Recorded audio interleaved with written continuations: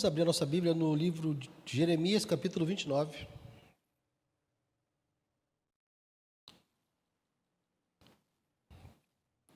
Jeremias, capítulo 29.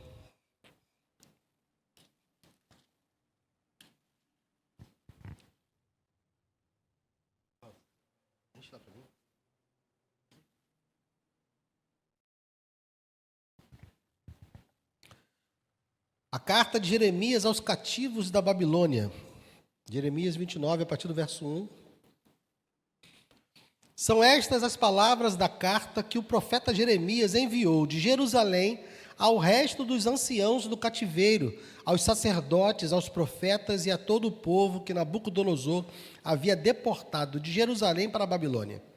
Isso aconteceu depois que saíram de Jerusalém o rei Jeconias, a rainha-mãe, os oficiais, as autoridades de Judá e Jerusalém e os carpinteiros e ferreiros. A carta foi levada por Elasa, filho de Safã, e por Gemarias, filho de Ilquias, os quais Zedequias, rei de Judá, tinha enviado à Babilônia, a Nabucodonosor, rei da Babilônia. Ela dizia o seguinte: assim diz o Senhor dos exércitos, o Deus de Israel, a todos os exilados que eu deportei de Jerusalém para a Babilônia: construam casas, morem nelas, plantem pomares e comam seu fruto, casem e tenham filhos e filhas, escolham esposas para os filhos de vocês e deem as suas filhas em casamento para que tenham filhos e filhas. Aumentem em número e não diminuam aí na Babilônia. Procurem a paz da cidade, para onde eu os deportei, e orem por ela ao Senhor, porque na sua paz vocês terão paz. Porque assim diz o Senhor dos exércitos, o Deus de Israel: não se deixem enganar pelos profetas e adivinhos que vivem no meio de vocês. Não deem ouvidos aos sonhadores, que sempre sonham segundo o desejo de vocês, porque eles profetizam falsamente em meu nome. Eu não os enviei, diz o Senhor. Assim diz o Senhor: logo que se cumprirem para a Babilônia 70 anos, atentarei para vocês e cumprirei a promessa que fiz a vocês, trazendo-os de volta a esse lugar. Eu é que sei que pensamentos tenho a respeito de vocês, diz o Senhor. São pensamentos de paz e não de mal, para dar-lhes um futuro e uma esperança. Então vocês me invocarão, se aproximarão de mim em oração, e eu os ouvirei. Vocês me buscarão e me acharão quando me buscarem de todo o coração. Serei achado por vocês, diz o Senhor, e farei com que mude a sorte de vocês. Eu os congregarei de todas as nações e de todos os lugares para onde os dispersei, diz o Senhor, e trarei vocês de volta ao lugar de onde os mandei para o exílio. Vocês dizem: o Senhor nos suscitou profetas na Babilônia. Mas assim diz o Senhor, a respeito do rei que se assenta no trono de Davi e de todo o povo que vive nesta cidade, os irmãos de vocês que não foram com vocês para o exílio. Assim diz o Senhor dos exércitos: eis que enviarei contra eles a espada, a fome e a peste, e farei com que sejam como figos ruins, que são tão ruins que não se podem comer. Eu os perseguirei com a espada, a fome e a peste. Farei deles um motivo de espanto para todos os reinos da terra, e os porei por objeto de maldição, de horror, de vaias e de deboche entre as nações, para onde os tiver dispersado, porque eles não deram ouvidos às minhas palavras, diz o Senhor, que sempre de novo lhes enviei por meio dos meus servos, os profetas. E vocês também não quiseram ouvir, diz o Senhor. Portanto, escutem a palavra do Senhor, todos vocês exilados, que enviei de Jerusalém para a Babilônia. Assim diz o Senhor dos exércitos, o Deus de Israel, a respeito de Acabe, filho de Colaías, e de Zedequias, filho de Maesseias, que estão no meio de vocês e profetizam mentiras em meu nome. Eis que os entregarei nas mãos de Nabucodonosor, rei da Babilônia. Ele os matará diante dos olhos de vocês. Daí surgirá uma nova espécie de maldição entre os exilados de Judá que estão na Babilônia. Que o Senhor faça com você o que fez com Zedequias e Acabe, os quais o rei da Babilônia assou no fogo. Isso porque fizeram loucura em Israel, cometeram adultério com as mulheres de seus companheiros e anunciaram falsamente em meu nome palavras que não lhes mandei dizer. E eu o sei e sou testemunha disso, diz o Senhor. A Semaías de Neelão, diga que, assim diz o Senhor dos Exércitos, o Deus de Israel, em seu próprio nome você enviou cartas a todo o povo que está em Jerusalém, a Sofonias, filho de Maacéias, o sacerdote, e a todos os sacerdotes, dizendo: o Senhor constituiu o sacerdote em lugar do sacerdote Joiada, para que na casa do Senhor você se encarregue de todo louco que se passar por profeta, para lançá-lo na prisão e prendê-lo no tronco. Então, por que você não repreendeu Jeremias de Anatote, que profetiza no meio de vocês? Pois nos enviou mensageiros à Babilônia para nos dizer: o exílio vai ser longo, construam casas e morem nelas, plantem pomares e comam o seu fruto. O sacerdote Sofonias leu essa carta em voz alta para o profeta Jeremias. Então veio a palavra do Senhor a Jeremias, dizendo: mande dizer a todos os exilados: assim diz o Senhor a respeito de Semaías de Neelão. Visto que Semaías profetizou a vocês sem que eu o tenha enviado, e fez com que vocês confiassem em mentiras, assim diz o Senhor: eis que castigarei Semaías de Neelão e a sua descendência. Ele não terá ninguém que habite entre este povo, e não verá o bem que hei de fazer ao meu povo, diz o Senhor, porque pregou rebeldia contra o Senhor. Pai amado, obrigado, Deus, pela tua palavra. Te peço, Senhor, que o Senhor fale conosco nessa noite, para a honra e para a glória do teu nome. Precisamos, Senhor, da tua voz, precisamos do teu Espírito, precisamos que o Senhor nos alimente. Então, Senhor, não permita que as minhas incapacidades, que as minhas imperfeições atrapalhem a tua igreja de ser alimentada por ti. Eu te peço, ó Deus, que o Senhor fale apesar de mim, para a glória do teu nome, em nome de Jesus. Amém. Pode sentar, querido.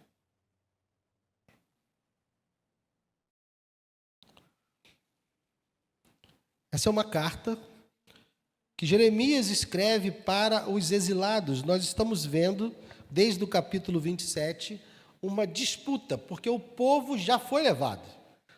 Em 597 a.C., o rei, a rainha-mãe e os principais, a elite de Israel foi levada para a Babilônia.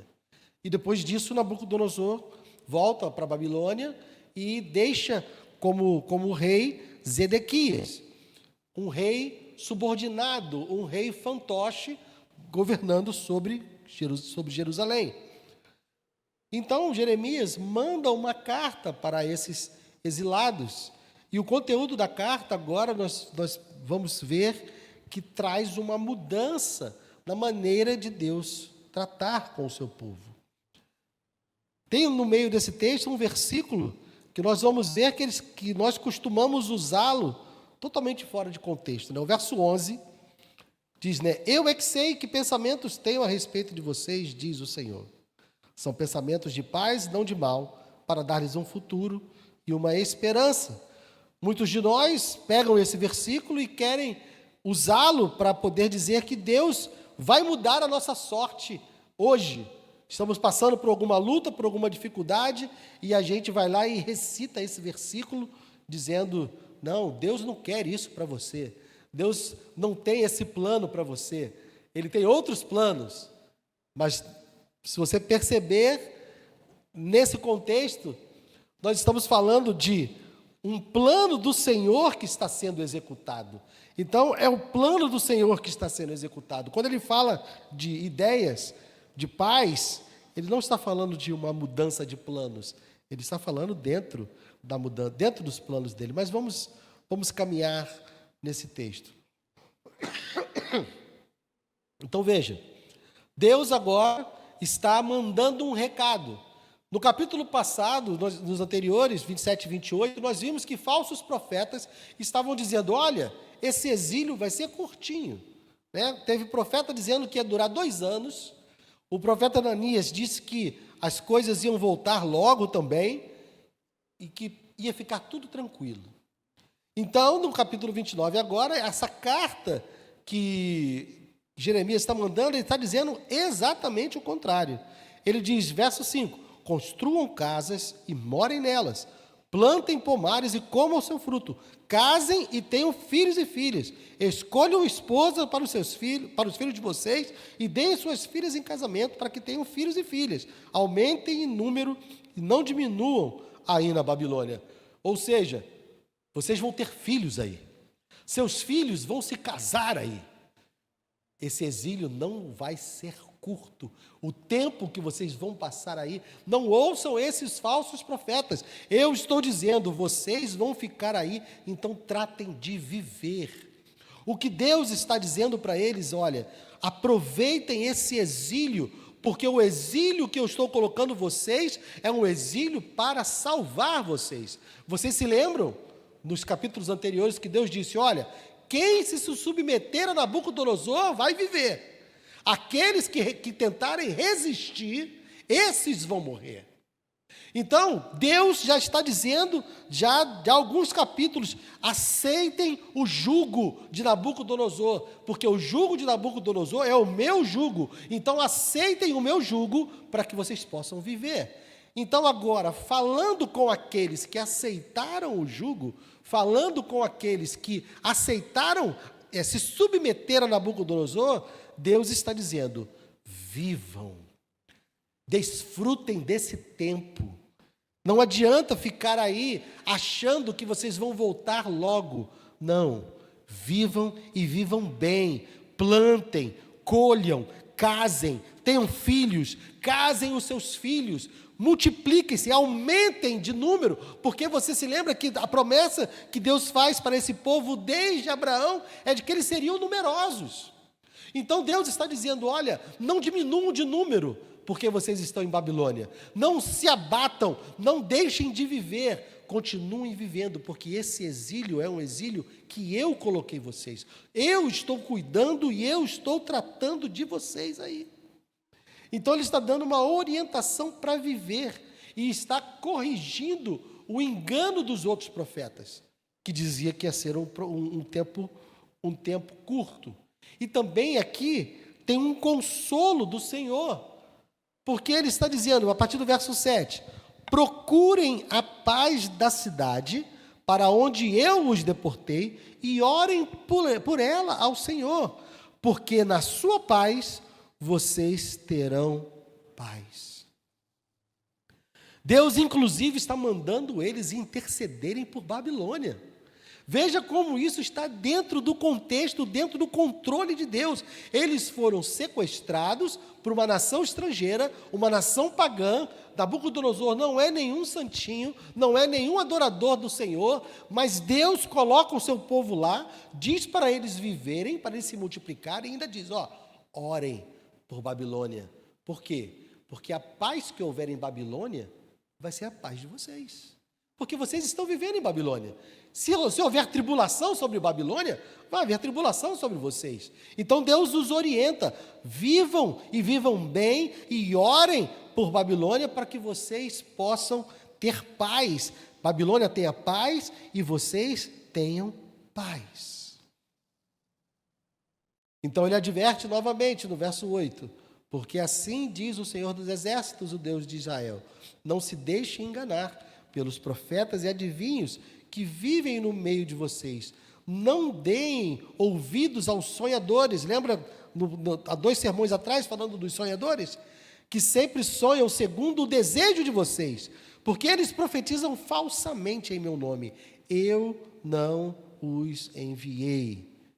Nós estamos já falando há algum tempo do 3º mandamento, de usar o nome de Deus em vão e de como esses profetas estavam usando o nome de Deus em vão, que nada mais é do que você dizer algo falando que Deus disse, sendo que Deus não disse. Nós criamos esse hábito, nós criamos esse jargão, nós criamos essa cultura evangélica e quando, em alguns momentos da nossa vida, nós dizemos, não, porque Deus me falou para fazer tal coisa. Deus me disse que era para fazer isso, Deus me disse que era para ir para tal lugar. Deus está me mandando fazer tal coisa. Deus está aqui mostrando para nós o quanto Ele odeia que falem coisas em seu nome, sem que Ele tenha falado. No capítulo passado, Ananias morre como como uma demonstração do juízo de Deus. Mas havia outros profetas que estavam lá no meio desse povo, lá em Babilônia, que ainda estavam profetizando que o exílio iria ser curto, que a libertação ia ser próxima.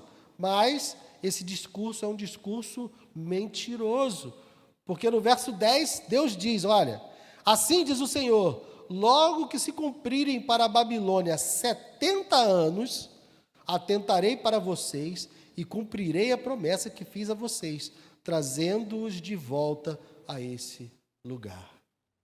Meus irmãos, 70 anos era uma sentença para aqueles que estavam ouvindo a profecia, uma sentença de que eles iriam morrer no exílio. Pela idade que eles tinham, muitos deles, quando foram levados para o exílio, já tinham idade avançada. Se alguém foi para o exílio com 40 anos de idade, depois de 70 anos ele teria 120, ele iria morrer lá.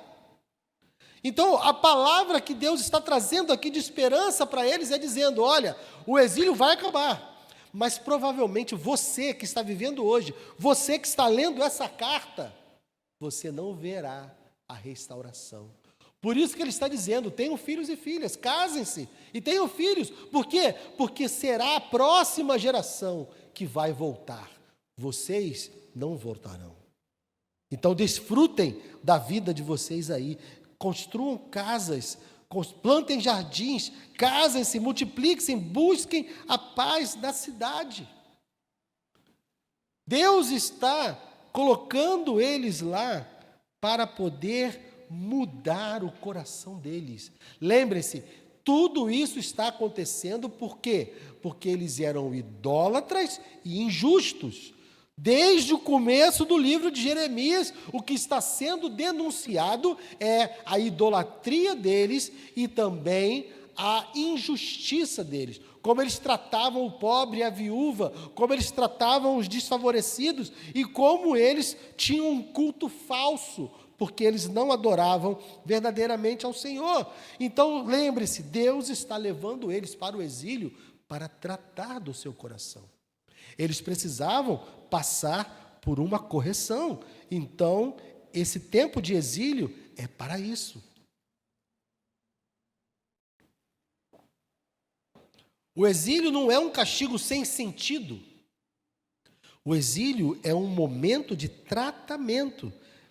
E aí que entra o verso 11. Eu é que sei que pensamentos tenho a respeito de vocês, diz o Senhor. São pensamentos de paz, não de mal, para dar-lhes um futuro e uma esperança. Então, vocês me invocarão, se aproximarão de mim em oração, e o quê?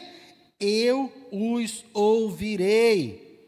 Lembra-se também que várias vezes ao longo do livro de Jeremias, nós ouvimos Deus dizendo para Jeremias o quê? Não interceda por esse povo. Não interceda por esse povo, porque eu não vou ouvir. Deus disse várias vezes ao longo, no capítulo 7, verso 16, no capítulo 11, verso 14, no capítulo 14, verso 11, Deus disse, não interceda por esse povo, porque eu não vou ouvir. Mas agora que ele cumpre o seu juízo, agora que ele está lá em tratamento com esse povo, ele diz, olha, vocês vão passar por esses 70 anos, vocês vão viver aí um tempo de paz, e nesse tempo eu vou ensinar a vocês, e então vocês me invocarão, se aproximarão de mim em oração, e eu os ouvirei. O tempo que Deus coloca o seu povo em Babilônia é um tempo de restauração, de tratamento, para que eles possam se voltar para o Senhor. E Deus está fazendo promessas. Vocês, verso 13, vocês me buscarão e me acharão quando me buscarem de todo o coração. Serei achado por vocês, diz o Senhor, e farei com que mude a sorte de vocês. Eu os congregarei de todas as nações e de todos os lugares para onde os dispersei, diz o Senhor, e trarei vocês de volta ao lugar de onde os mandei para o exílio. Então, Deus agora está tratando com o seu povo com palavras de esperança. Por isso ele diz: vivam, construam casas, plantem jardins, multipliquem-se, busquem a paz da cidade, porque depois desse tempo eu vou trazer vocês de volta, eu vou ouvir vocês. Por quê? Porque ele vai mudar o coração desse povo. Ele vai mudar a maneira como esse povo age. O exílio é um lugar de disciplina que vai gerar arrependimento, e esse arrependimento vai fazer com que Deus os ouça novamente. Aquele mesmo Deus que disse que não queria mais ouvir intercessão, que não iria mais ouvir orações em favor desse povo, agora está dizendo: eu os ouvirei. Então veja que esse verso 11, dos pensamentos que Deus tem a respeito, pensamentos de paz e não os de mal, ele está falando dentro de um contexto de exílio. Se nós quisermos invocar esse versículo para nos abençoar, nós precisamos entender que esse versículo é Deus mandando o povo para o exílio e lá tratando ele. Então, se eu invoco esse versículo, eu estou dizendo que quero que Deus me mande para o exílio para poder cuidar do meu coração. Deus ama o seu povo e vai cuidar dele, custe o que custar. Deus não está usando o exílio apenas para punir, Ele está usando o exílio para transformar, e Deus está dizendo que estará com eles lá, porque Ele vai ouvir. Então orem ao Senhor para ter paz na cidade, e vocês terão paz. Deus está dizendo: olha, eu estou com vocês no exílio. Mas é preciso entender que o tempo de Deus precisa ser cumprido. Então, essa restauração, essas promessas que Ele está fazendo, ao contrário do que os falsos profetas estão falando, não é algo imediato. É algo que vai acontecer para a próxima geração. Nem mesmo Nabucodonosor vai ver. Quando eles forem libertados, Babilônia já terá caído. Babilônia cai antes deles voltarem. Não sei se vocês se lembram, quem liberta o povo é o Ciro, rei da Pérsia, porque a Pérsia conquista a Babilônia e depois disso liberta o povo. Então, é um tempo que vai demorar, é um tempo de quebrantamento, é um tempo de restauração espiritual. Então Deus volta a falar dos falsos profetas. Verso 15. Vocês dizem: o Senhor nos suscitou profetas na Babilônia. Mas assim diz o Senhor a respeito do rei que se assenta no trono de Davi e de todo o povo que vive nesta cidade, os irmãos de vocês que não foram com vocês para o exílio.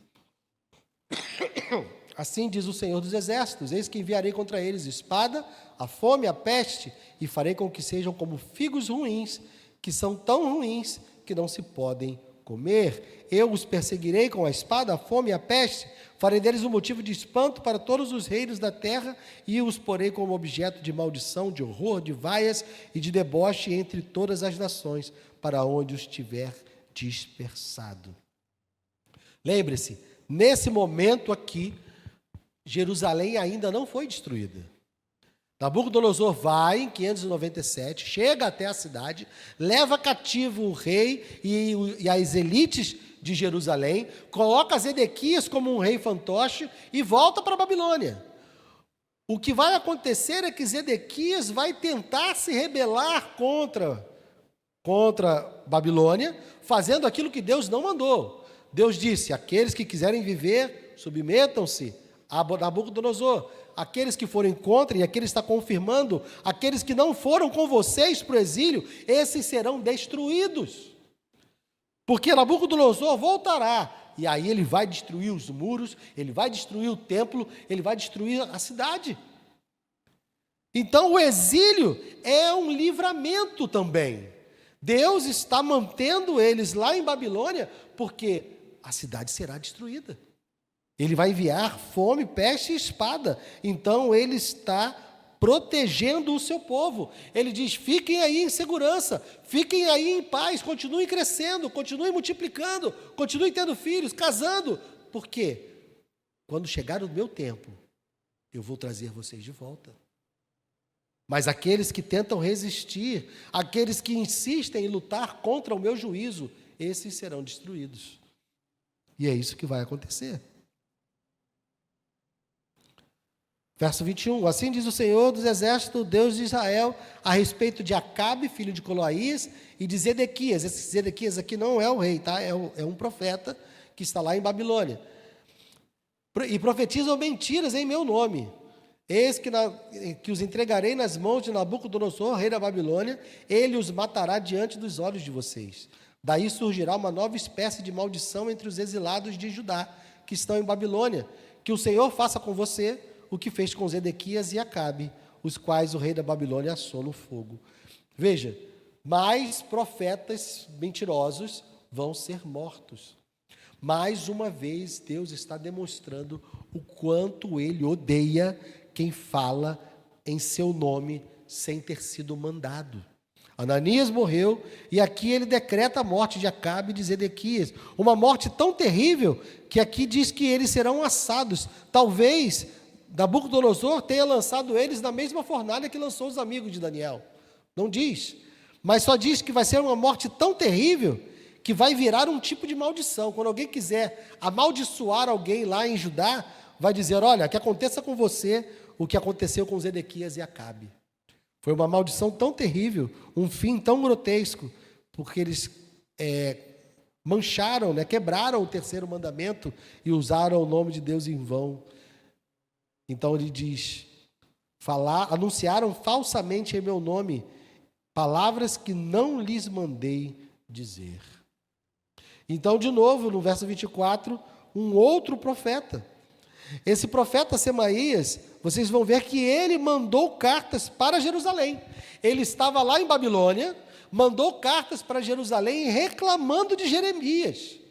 Mandou cartas para o sacerdote Sofonias, dizendo: olha, você está aí para tomar conta do templo e não deixar loucos falarem na casa do Senhor, Ele bota aqui, verso 26, o Senhor o constituiu sacerdote em lugar do sacerdote Joiada, para que na casa do Senhor você se encarregue de todo louco que quer passar por profeta, para lançá-lo na prisão e prendê-lo no tronco. Ou seja, Semaías está dizendo que Sofonias está deixando um louco se passar por profeta.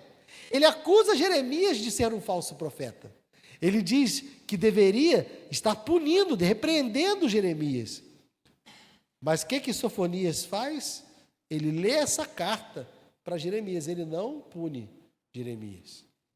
Verso 29. O sacerdote Sofonias leu essa carta em voz alta para o profeta Jeremias. Então veio a palavra do Senhor a Jeremias dizendo: mande dizer a todos os exilados, assim diz o Senhor a respeito de Semaías de Neelão.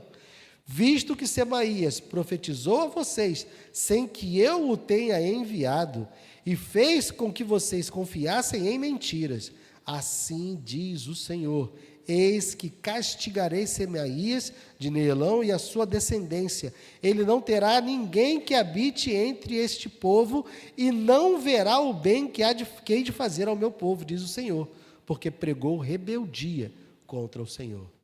Então, mais um profeta condenado à morte. Porque então Semaías, ele não verá o povo voltar e não terá uma descendência no meio desse povo que volta. A linhagem de Semaías será destruída, não estará mais entre os moradores de Jerusalém.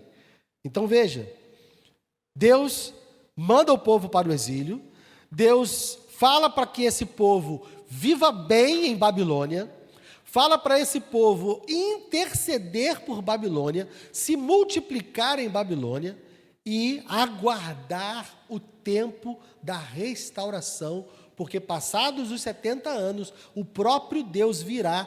Por quê? Porque nesse tempo o coração do povo vai se voltar para Deus. Eles vão buscar ao Senhor e o Senhor os ouvirá. Veja, meu irmão e minha irmã, o exílio aponta para a nossa vida nessa terra. A palavra de Deus diz que nós não somos deste mundo. A palavra de Deus diz que a nossa pátria não é aqui. Nós somos cidadãos do reino de Deus. O reino de Deus já foi inaugurado quando Jesus vem. Jesus veio e disse: arrependei-vos e crede, porque é chegado o reino de Deus. Então o reino de Deus foi inaugurado quando Jesus veio. Mas nós ainda vivemos nesse mundo. Ainda há um tempo determinado por Deus para que nós vivamos naquilo que nós podemos chamar de Babilônia. Ainda há um propósito de Deus para nós vivermos nesse mundo. Da mesma forma que Ele diz: vivam bem em Babilônia, Deus diz para nós vivermos bem nesse mundo enquanto ainda estamos aqui, aguardando um destino melhor, aguardando a finalização das suas promessas, a concretização das suas promessas, mas vivendo bem. Deus não disse para o seu povo se rebelar contra a Babilônia. Deus não disse para o seu povo destruir os deuses falsos de Babilônia. Deus não mandou o povo converter Nabucodonosor. Deus mandou o povo viver lá em paz e orar pela paz em Babilônia, porque se em Babilônia houver paz, eles também viveriam em paz.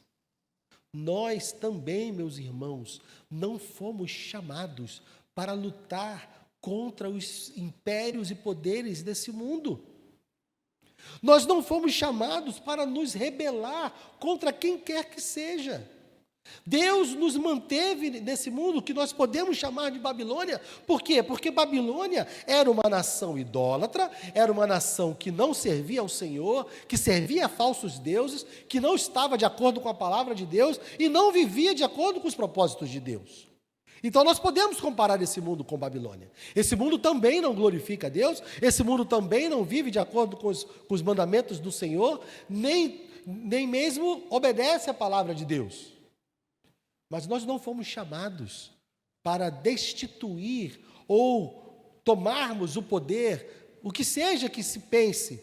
Nós não fomos chamados para destituir as ordens estabelecidas por Deus. Romanos 13 nos diz que toda a autoridade é instituída por Deus. Não somos nós que vamos definir quem governa e quem não governa. É claro que hoje nós votamos, e cada um vai votar de acordo com a sua consciência. Mas quem vai definir quem ocupa o governo é Deus. Independente do meu ou do seu voto, quem vai definir é Deus. Quando Paulo escreve em Romanos 13 que toda autoridade é constituída por Deus, ele está falando de um império com imperadores terríveis. Imperadores que chegaram a perseguir e matar cristãos. Mas ele ainda assim diz: não se rebelem contra as autoridades que Deus instituiu. O nosso chamado é outro. O nosso chamado é para sermos fiéis ao Senhor, independente de como for. Daniel serviu Nabucodonosor. Os amigos de Daniel serviram a Nabucodonosor. Quando foi exigido deles que eles fossem contra Deus, aí eles resistiram. Mas de que maneira eles resistiram? Pegando em armas e derrubando Nabucodonosor? Não. Eles simplesmente disseram: não vou fazer o que você está me mandando, porque isso vai contra as ordens do meu Deus. E esticaram as mãos para viver qualquer consequência que fosse dessa decisão. Os amigos de Daniel foram jogados na fornalha, Daniel foi jogado na cova, e os amigos de Daniel disseram o quê? Deus pode me livrar, mas mesmo que ele não me livre, eu não vou me curvar à sua estátua. Então, eu e você, meu irmão e minha irmã, nós fomos chamados a dar testemunho nesse mundo, mas não da maneira como se tem falado hoje, ou como se tem ensinado hoje. Nós fomos chamados para dar testemunho nesse mundo e contribuirmos para a vida nesse mundo. Nós podemos contribuir, não só podemos, nós devemos contribuir para que haja paz. Nós devemos contribuir para que a vida nesse mundo seja uma vida boa. Nós devemos trabalhar e nos envolver na sociedade, seja onde for. Cristão pode ser político? Pode. Cristão pode trabalhar no governo? Pode. Nós devemos estar envolvidos em todas as áreas da sociedade para que nós possamos salgar e iluminar a sociedade para que esse lugar seja um lugar melhor. Imagine você chegar de madrugada, ferido ou passando mal num hospital. E você chegar lá e encontrar um homem e uma mulher de Deus na recepção que vai se preocupar e se importar com o que você está sentindo. E ele vai tratar de você, e você vai encontrar um enfermeiro que também é um servo do Senhor, que vai se importar com você, e você vai encontrar um médico que é um servo do Senhor, que vai se importar com você, e você vai ter um atendimento maravilhoso. Por quê? Porque você encontrou homens e mulheres que servem ao Senhor e estão contribuindo para que a sociedade seja um lugar bom. Isso tem a ver com a qualidade do SUS, com a qualidade do governo? Não! Isso tem a ver com nós fazendo o nosso melhor onde Deus nos colocou. Independente de governos, independente de orçamentos, onde nós estivermos, nós devemos fazer o melhor. E o mundo seria muito melhor se todos nós estivéssemos realmente fazendo isso. De acordo com o IBGE, nós temos mais de 50 milhões de evangélicos no Brasil. Imagina que lugar bom deveria ser o Brasil. Com 50 milhões de pessoas dando o seu melhor para que esse lugar seja bom, para que essa vida seja boa. Quantos recepcionistas, quantos policiais, quantos médicos, quantos enfermeiros, quantos professores, quantos atendentes. Meu Deus! Nós poderíamos estar vivendo num lugar muito melhor se nós estivéssemos fazendo como Deus mandou que eles fizessem lá em Babilônia. Então, o nosso chamado, meu irmão e minha irmã, é vivermos bem nesse mundo, fazermos o bem nesse mundo, aguardando as promessas de Deus, aguardando o dia em que Ele virá. Aqui eles aguardavam uma restauração terrena, eles aguardavam uma restauração que um dia terminaria, porque os muros foram reconstruídos, o templo foi reconstruído, mas depois foi tudo destruído de novo. A restauração que nós aguardamos, ela é eterna. A restauração que nós estamos aguardando, ela não terá fim. Então a nossa esperança tem que ser uma esperança ainda maior. E vejam, os falsos profetas que estavam lá, estavam dizendo para eles o quê? Não, Deus tem coisa melhor para vocês. Eles estavam rejeitando o exílio. Eles estavam rejeitando aquilo que Deus havia determinado. Há entre nós também falsos profetas, que estão querendo nos convencer a rejeitar aquilo que Deus tem para nós. O que Deus tem para nós é: permaneçam firmes, deem testemunho e contribuam para a vida boa nesse mundo.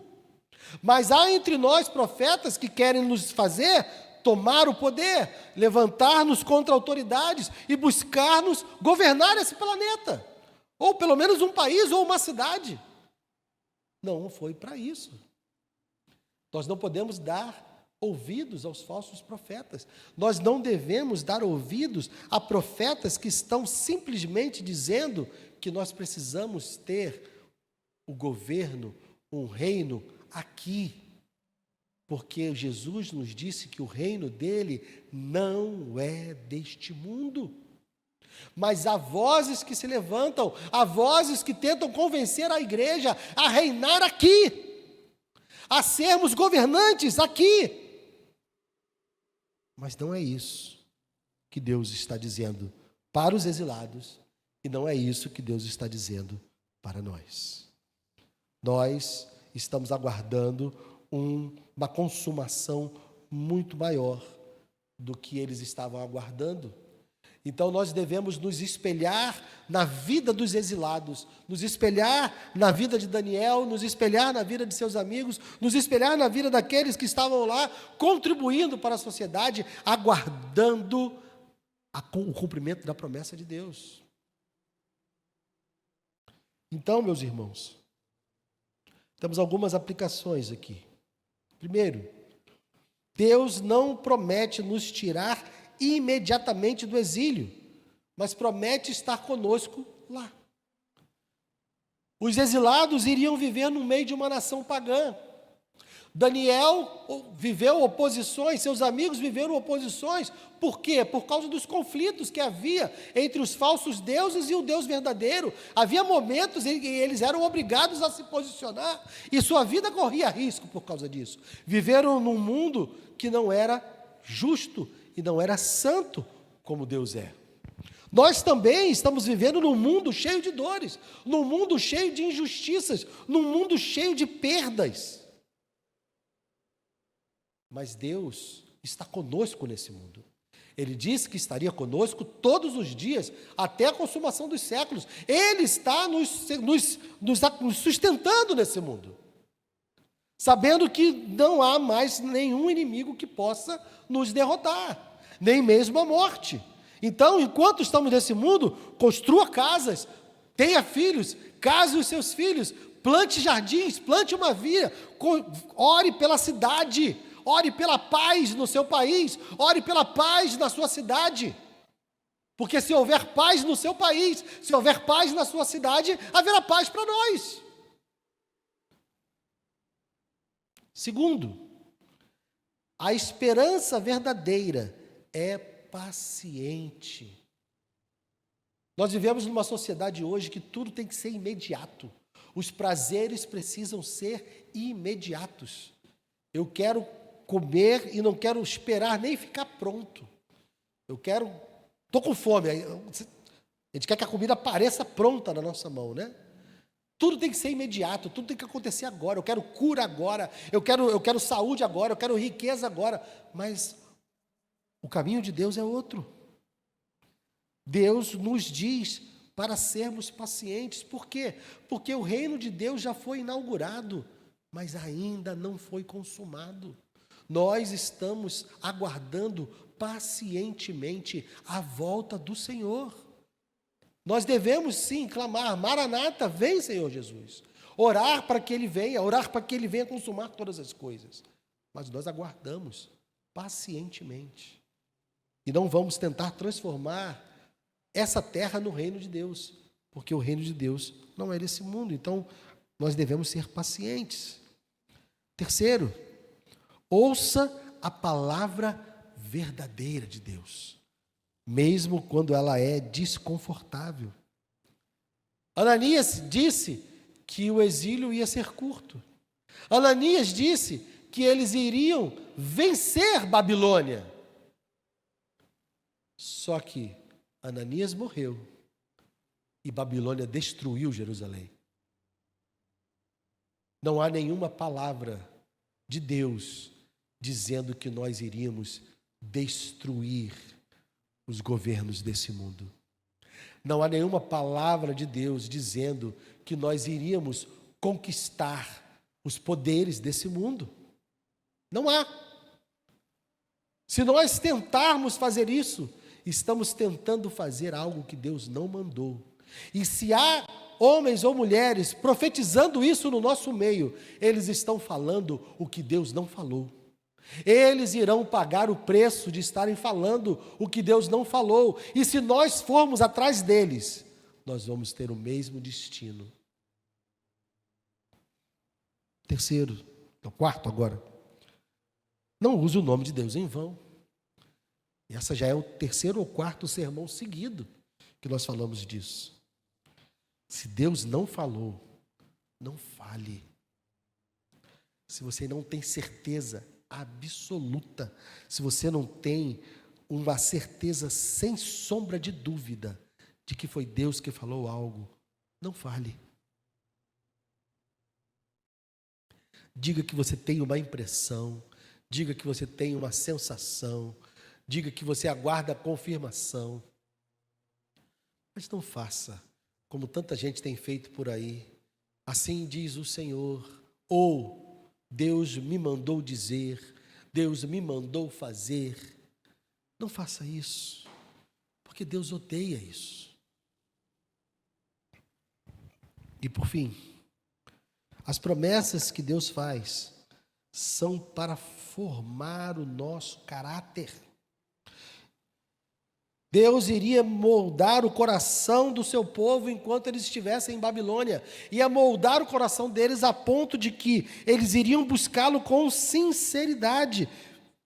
Verso 12: então vocês me invocarão, se aproximarão de mim em oração e eu os ouvirei. Vocês me buscarão e me acharão quando me buscarem de todo o coração. Nós estamos vivendo nesse mundo também, sendo aperfeiçoados pelo Espírito Santo de Deus. O tempo que nós estamos nesse mundo, o tempo que estamos nessa vida, Deus está trabalhando no meu e no seu caráter. Não estamos aqui simplesmente a passeio ou esperando o tempo passar. Eu e você estamos sendo moldados. E nós somos moldados pelas dificuldades da nossa vida. Escutei recentemente o testemunho de um pregador muito conhecido, que ele estava contando um episódio de que uma mala dele foi roubada. Ele tinha viajado para os Estados Unidos, ele é um conferencista, é brasileiro, mas era um conferencista, e tinha viajado, e lá nos Estados Unidos, o filho dele tinha pedido para ele comprar um PlayStation, daqueles mais caros, né? Então ele foi lá e comprou o videogame para o filho dele, botou na mala e despachou a mala. E quando ele chegou aqui no Brasil, a mala dele havia desaparecido, não apareceu ali na esteira. Ele entrou com o recurso, reclamou lá com a companhia aérea. 3 dias depois levaram a mala, encontraram a mala e levaram a mala para ele. Só que quando ele pegou a mala, ele já sentiu, não está com nada aqui dentro.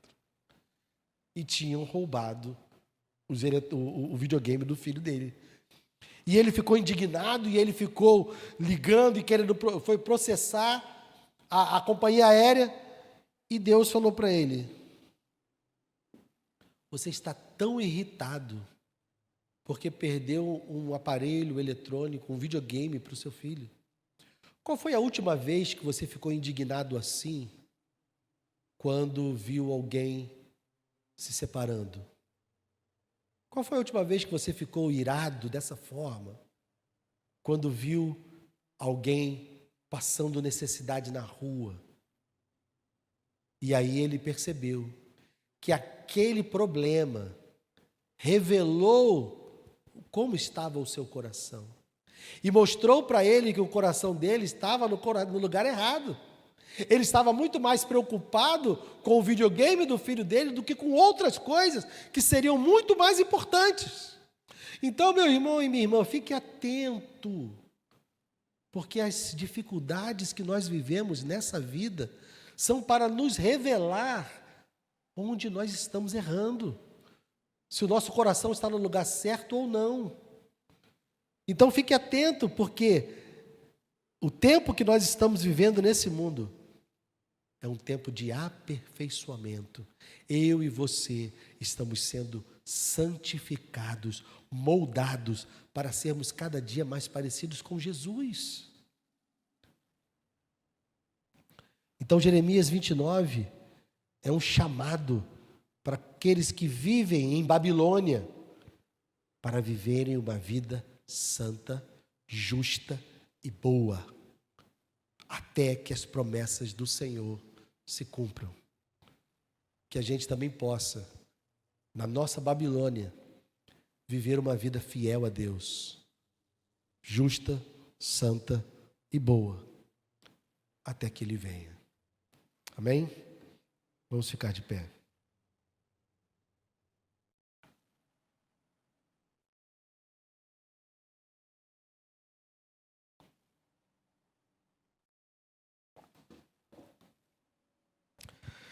Pai amado, ajuda-nos, Senhor. Ajuda-nos a sermos fiéis no meio de Babilônia. Ajuda-nos a trabalhar juntamente com Nabucodonosor quando for necessário, como Daniel fez. E muitas vezes ele foi útil à Babilônia e a Nabucodonosor. Então que nós também possamos ser úteis na Babilônia que o Senhor nos colocou. Mas nos momentos que formos confrontados, nos momentos que exigirem que nós nos curvemos aos deuses dessa terra, que o Senhor também nos dê a coragem de não nos curvarmos. Não porque estamos em rebelião, não porque rejeitamos o governo dessa Babilônia, mas porque nós não vamos trocar o Senhor por nada.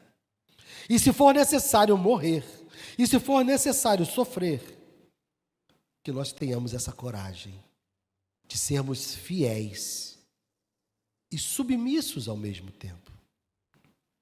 Porque não houve rebelião dos teus filhos em Babilônia. Não houve tomada de poder dos seus filhos em Babilônia. O que houve foi um testemunho feroz, cheio de vigor, demonstrando a Nabucodonosor e a toda a Babilônia que os teus filhos não se curvam. Então que possamos ser fiéis nessa Babilônia que o Senhor nos colocou. Usa-nos, Senhor. Usa-nos para sermos bênção onde quer que estejamos. Que possamos aliviar as dores, que possamos aliviar os sofrimentos e as injustiças que estão ao nosso redor. Que possamos ser instrumentos nas tuas mãos para fazer com que a nossa estadia nessa Babilônia seja prazerosa e proveitosa. Traga paz, Senhor, sobre o nosso país. Traga paz, Senhor, sobre o nosso estado. Traga paz, Senhor, sobre a nossa cidade, ó Deus, porque se houver paz no nosso país, haverá paz para nós. Então, Senhor, pacifica o Brasil, livra-nos dos homicídios, livra-nos, Senhor, da violência, livra-nos, Senhor, da corrupção, livra-nos, Senhor, e traz paz para essa nação. Coloca o teu povo nos lugares, ó Deus, onde ele possa contribuir, não para tomar o poder, não para governar, mas para servir. Ajuda-nos, ó Deus, ajuda-nos a cumprir o teu propósito nessa terra. Enquanto aguardamos o verdadeiro final, enquanto aguardamos o nosso destino real, porque nós não somos cidadãos desse mundo, essa pátria não é nossa. Estamos aqui de passagem, Senhor, como eles estavam de passagem em Babilônia, como eles aguardavam retornar à terra prometida. Nós aguardamos, Senhor, a Jerusalém que descerá dos céus, onde nós vamos habitar contigo para sempre. Sustenta-nos até lá, Senhor. Agora, Deus, leva-nos em paz para os nossos lares. Guarda-nos, Senhor, de todo mal. Eu te peço e te agradeço em nome de Jesus. Amém e amém. Obrigado.